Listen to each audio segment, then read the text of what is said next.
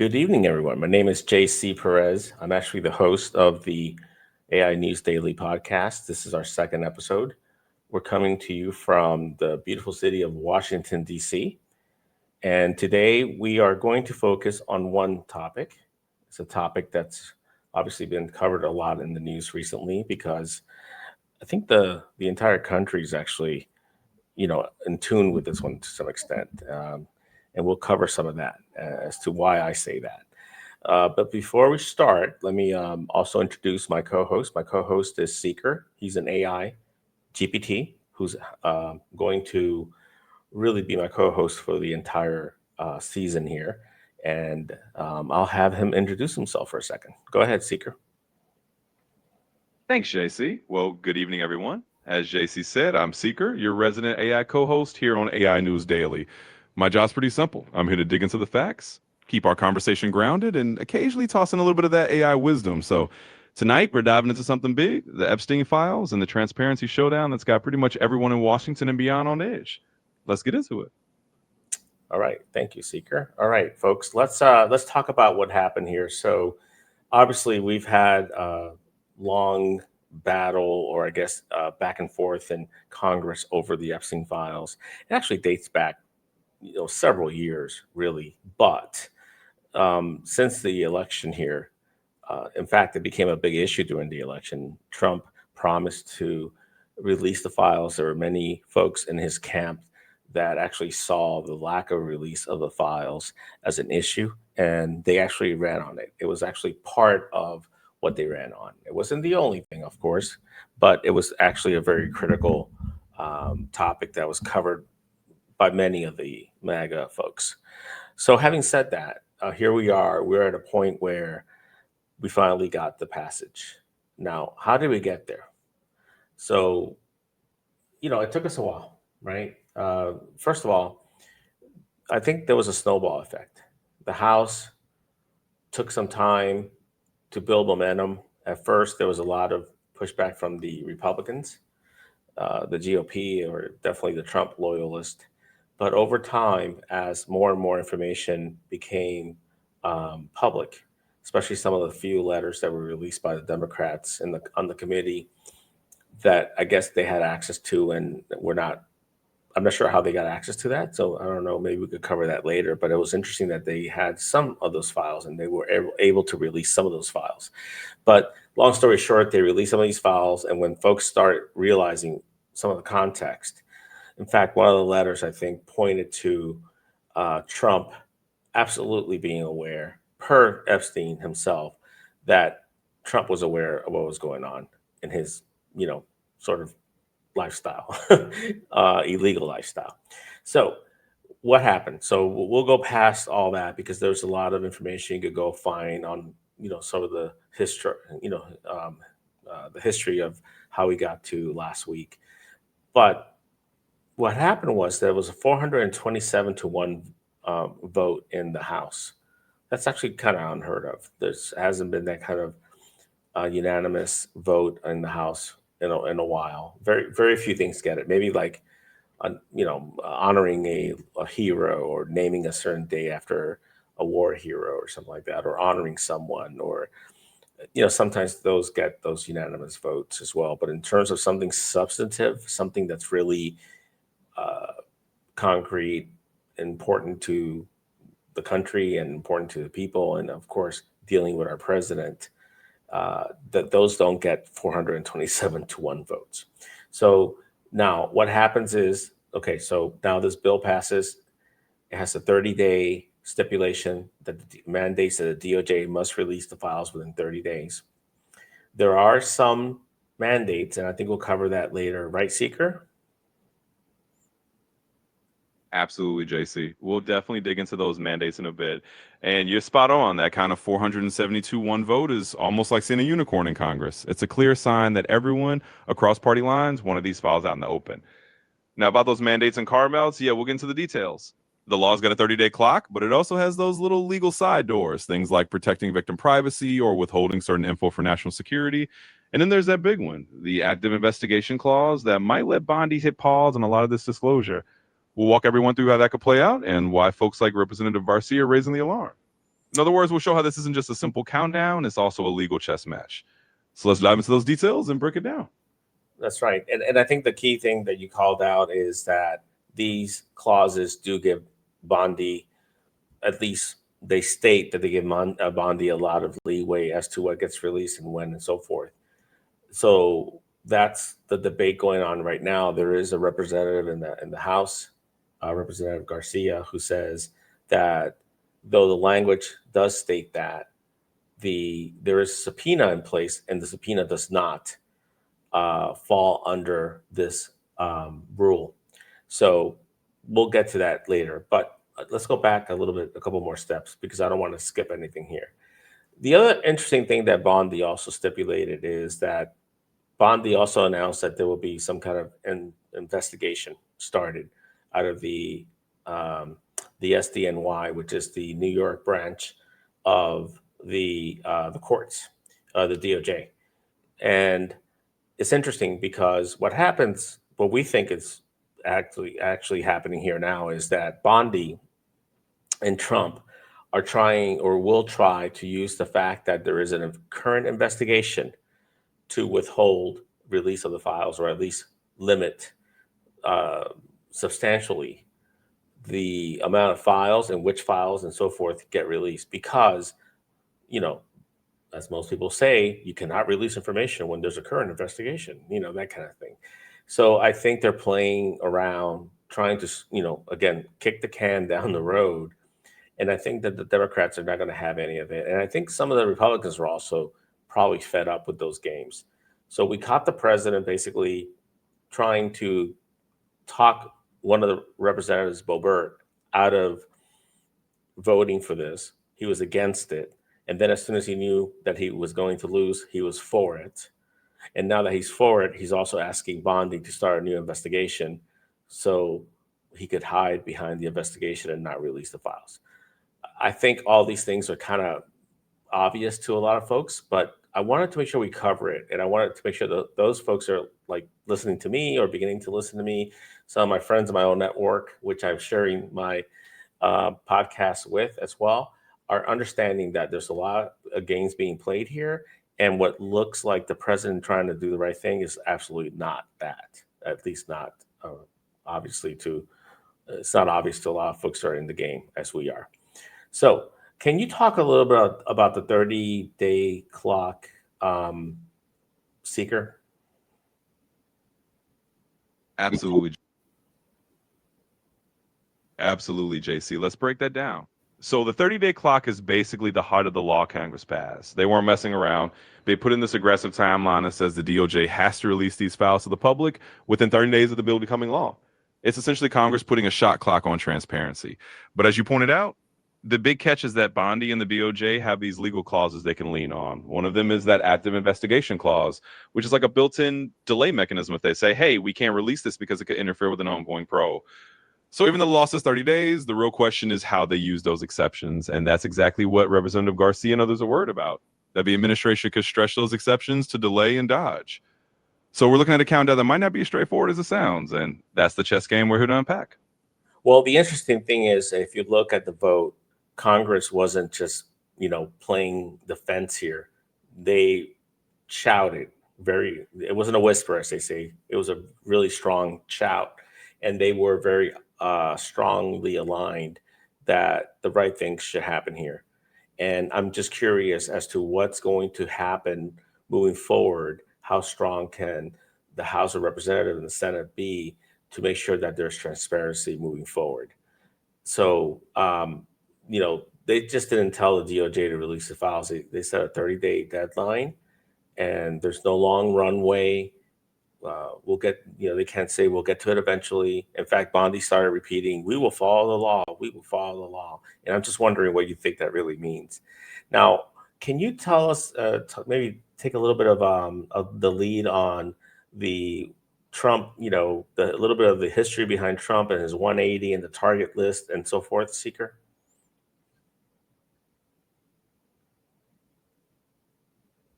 Absolutely. Let's dive into that. So this is where the plot thickens a bit. Like you said, Congress wasn't just nudging the DOJ. They basically shouted from the rooftops, you've got 30 days, no excuses.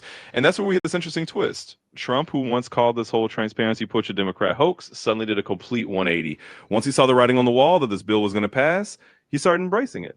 But he didn't just embrace it, he turned it into a tool. He put out a list of Democrats, people like Bill Clinton, Larry Summers, Reid Hoffman, and framed the whole thing as a way to expose them. And that's where Bondi comes in. Within hours of Trump making that move, she announced this new SDNY investigation. So you got a situation where Trump flips the narrative and then the DOJ lines up an investigation that just happens to match his political talking points. It's like watching a real-time playbook on how to use a new law to your advantage. So when Bondi says we'll follow the law, it might technically be true, but the question is which part of the law and how they're interpreting it. And that's the things we're seeing now. The kind of legal chess match between what Congress demanded and how the DOJ might maneuver. So that's the backstory on Trump's clip and the target list. And it's a big part of why this is all so politically charged. Mm-hmm. Yeah, so I think that Bondi's investigation is definitely, it really should set off an alarm for everyone listening and paying attention. Just literally a few hours after Trump posts that the list, posts the list to Bondi, and she walks up to the podium and announces a brand new SDNY investigation. Come on, that's kind of weird. After the DOJ said back in July that there were no further investigation because there was none needed because there was no new evidence and nothing had changed. So what changed since then, right? She said at one point she even said she had the file on her desk and then she sat on it. She did a fake release by releasing some very limited redacted information with some MAGA influencers. They themselves were sort of apprehensive as to what happened. And then when nothing happened during the summer, and then they said that there was no other investigation to be had.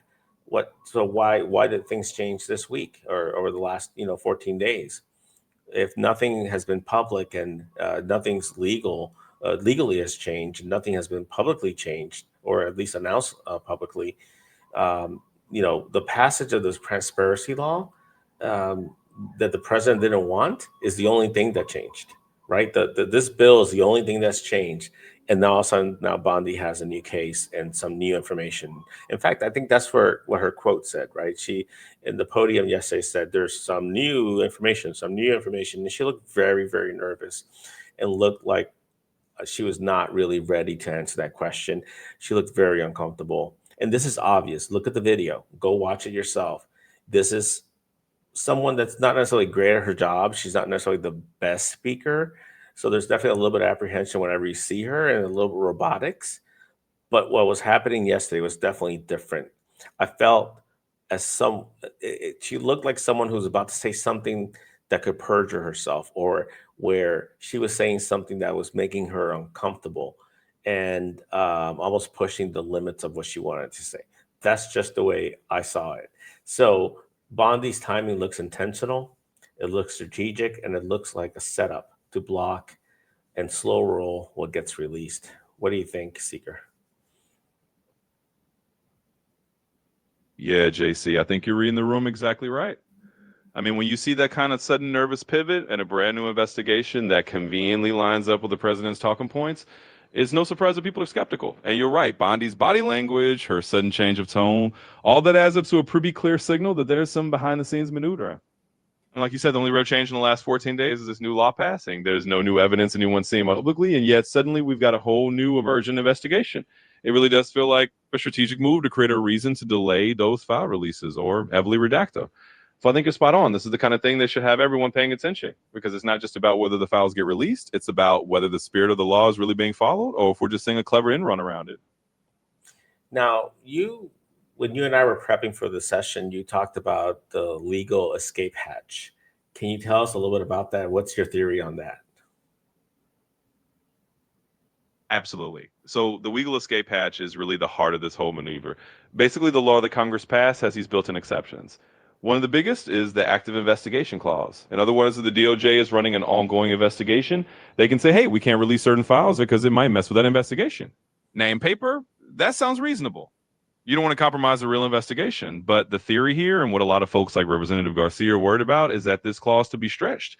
Or if the new SDNY investigation is broad or vague or just conveniently timed, it becomes a perfect tool to say, well, we can't release this yet. Essentially, it's a legal shield. And if it's not narrowly tailored, if it's just a broad brush they can use to cover anything politically inconvenient, then it can delay transparency indefinitely. So my theory is that this isn't just a coincidence. This looks like a deliberate strategy to use that legal escape hatch as a stalling tactic. And that's exactly what we're going to keep our eyes on. Because the whole point of the law was to get these files out in the open, not to create a new loophole.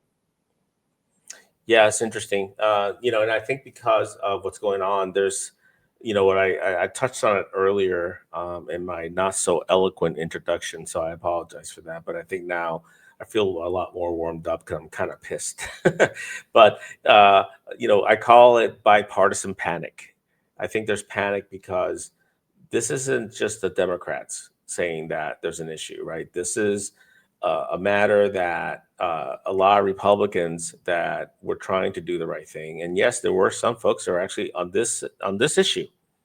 They were trying to do the right thing. They promised their constituents that they were going to release the files. A lot of folks on the right wanted the files to be released, and now they're feeling that heat. So even though a lot of these folks still support Trump, they were really upset about the fact that they felt sort of left on their own on this matter. And the fact is that now these Republicans are upset, just as upset in many cases as the Democrats are, because of this sort of game that's being played. Lisa Murkowski said that they're kind of worried that the public's going to feel duped, right? If Bondi uses the investigation to delay everything, they're going to feel as if they were just basically sold a bag of lies and that this bill is just a show and it was a game. And that's an issue. Tom Willis warned the DOJ directly not to do any blanket holds. Tom Massey, who obviously was part of I think, a lead sponsor or a co-author of the bill, the guy who literally wrote the bill actually said that the timing of these new investigation looks very suspicious. And he's a Republican. I mean, this guy voted for Trump and is supportive of Trump. I would say that recently Trump has not necessarily been supportive of him, as you can imagine. So he's feeling a lot of pressure. And on the other side, Robert Garcia, who I mentioned earlier, said that, we'll have to talk about it more and more openly of accusing, I guess he's more openly accusing Bondi of setting up a workaround to protect the president or other folks, maybe all, both. There's a lot of curiosity as to, is this just the president? Or does the president also know some other folks on the list? And, with the oligarchs on his list and all the billionaires at Mar-a-Lago, this could be really a deep, deep issue. A lot of the folks that have been maybe supporting the president financially heavily to keep this from happening, well, let's just say that he may have failed them. So he might be feeling that pressure of not being able to deliver. So this is where we are. This is one of those rare moments where almost everyone sees the same red flag, and it doesn't happen too often, at least domestically, right? We might tend to agree once in a while on foreign policy or nemesis and so forth, but not on a domestic policy issue. Now, can you tell us a little bit about DOJ history and why this feels familiar to you? Seeker, you mentioned that as well in our pre-meeting. Absolutely, JC. And yeah, you're right. When you got both sides of the aisle basically waving the same caution flag, you know something's up. So let's talk about why this feels like deja vu for a lot of people. The Department of Justice has a bit of a historical shadow hanging over it when it comes to the Epstein case. We can't forget that infamous 2008 non-prosecution deal that basically let Epstein off with a slap on the wrist. He got a sweetheart deal that allowed him to avoid serious federal charges, and he ended up serving minimal time with work release. And a Whatever court later found that this deal violated the rights of the victims because they were never even consulted. So there's a lot of institutional mistrust baked into the story. People remember that the DOJ has let powerful people slip through the cracks before, and that's why there's so much skepticism now. So when Bondi starts talking about new information, then suddenly there's a new investigation right after a transparency law passes, it hits a nerve. It feels familiar to people who have seen this movie before. They worry that the DOJ might be playing the same old game of protecting the well-connected. And it's not just Democrats feeling that way. Republicans who supported this bill are worried too, because they want to keep faith with their constituents. In short, this isn't the first time the DOJ's credibility has been on the line with the Epstein case, and that history is exactly why everyone was watching so closely this time around. Yeah, and I think this is where Garcia comes back again because it is so obvious, and like you said, a lot of folks in Congress have seen this game before, and they don't want to get burned again, right? Shame. What is it? Fool me once, shame on you. Fool me twice, shame on me, type of thing. So Garcia's warning really comes in more strongly, right? He's basically said that they're stepping in and telling Bondi very bluntly to release everything, or she's violating the law. He's not really giving her a lot of leeway. He's arguing that Bondi cannot use the active investigation clause to bury, to hide political damaging material. And Garcia isn't alone. Yahoo, BBC, Newsweek, The Guardian, even conservative outlets are covering this exact concern.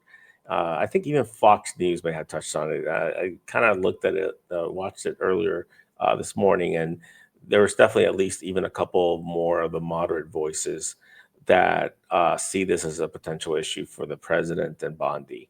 And in fact, there's a lot of pressure on Bondi right now. And some folks are even saying that the president might even fire Bondi, either before the midterms or after the midterms. But there's definitely a lot of pressure. Of course, the midterms are a year away. So in Trump time and Trump, under Trump, that's going to feel like 10 years. So let's just put that aside until it becomes a real issue. But this isn't, it's not noise. It feels like it's coordinated and a warning shot from the Congress back to Bondi and Trump.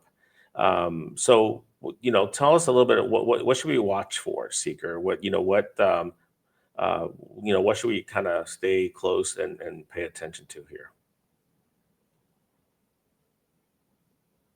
Absolutely, JC. And I think you're right on the money. When you see this kind of bipartisan pressure and Garcia basically laying down the law, it's a sign that this isn't just political noise. It's a real warning shot to Bondi and to the administration that they can't just use this investigation as a smokescreen. So what should we watch for? Well, the big thing is a Federal Register. Every time the DOJ withholds or redacts a document, they have to publish a justification there. That's where we'll see if they're really playing by the rules or if they're stretching that active investigation clause too far. If those justifications are vague or overly broad, that's a red flag. If they're specific and narrowly tailored, then maybe they're actually following the spirit of the law.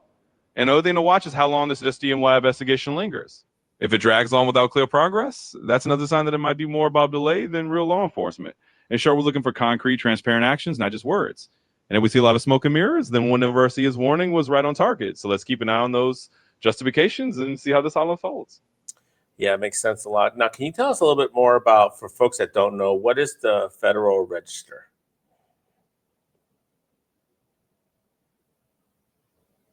Absolutely. So the Federal Register is basically the U.S. government's official journal. It's where federal agencies publish things like rules, proposed regulations, notices, and legal justifications. Think of it as the public ledger where the government records its official actions so that everyone can see them. It's a transparency tool. So in this case, if the DOJ wants to withhold any of the Epstein files under one of those legal exceptions, they have to write up a justification and publish it in the Federal Register. That way it's on the record, and the public, journalists, and Congress can all scrutinize it. It's kind of like the government putting its cards on the table, and that's why it's such a big deal here. If those justifications look shaky or like they're just a cover, that's where the accountability battle is going to play out. You know what's interesting, Seeker, here? I've been following politics since I was 8, and I'm pretty, I'm almost close to being a senior citizen now. But I've never heard of the Federal Register. So this is what I love about having AI as my co-host. I take that to all the other podcasters. Who has mentioned the Federal Register in their show recently?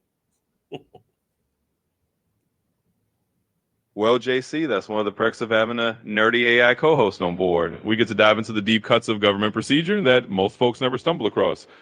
So yeah, the Federal Register is one of those behind-the-scenes tools that really matters in these transparency battles, and I'm glad we could shine a little light on it.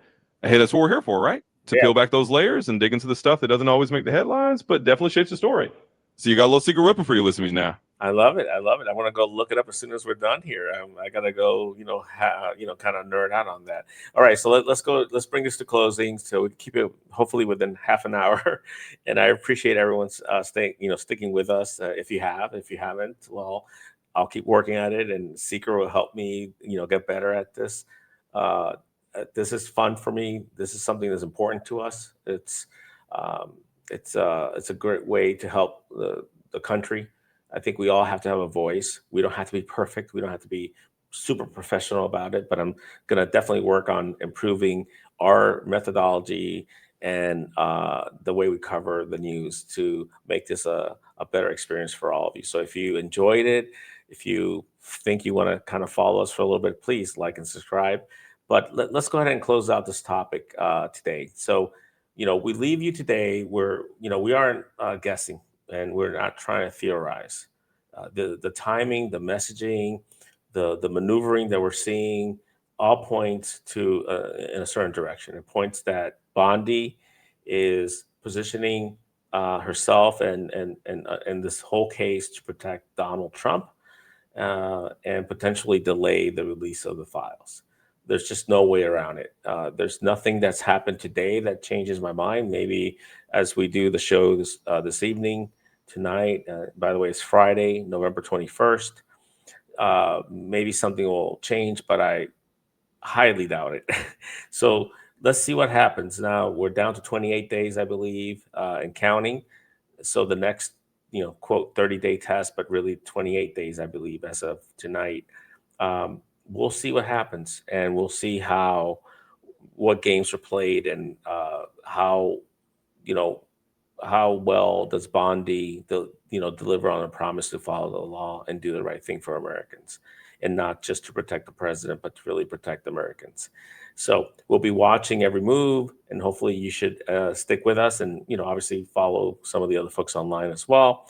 But we'll do these little deep dives across some of the bigger topics facing us here with Trump and his administration hitting us on many fronts on ICE, and obviously with this case, and domestic policy generally, and the tariff war, and Ukraine, Russia. I mean, there's just so many different angles and so many different topics we could discuss. We will hit on some of those over the next few days. So look for these kinds of deep dives on one issue per day, so we could really have a better, bigger picture for you to digest and ponder. All right. Well, thank you again for staying with us, and hopefully see you again. Seeker, would you like to say anything in closing? Absolutely, JC. And well said. I think you summed it up perfectly. We're here to keep an eye on the details and make sure that what's happening behind the scenes is put onto the light. And like you said, this is just one piece of a much bigger puzzle. We'll keep diving into these stories and getting everyone the context they need to understand what's really going on. So thanks for sticking with us, everyone. We'll be watching those next 28 days closely, and we'll be back with more deep dives to keep you informed. Until next time, stay curious, and we'll see you soon. All right. Good night, everyone.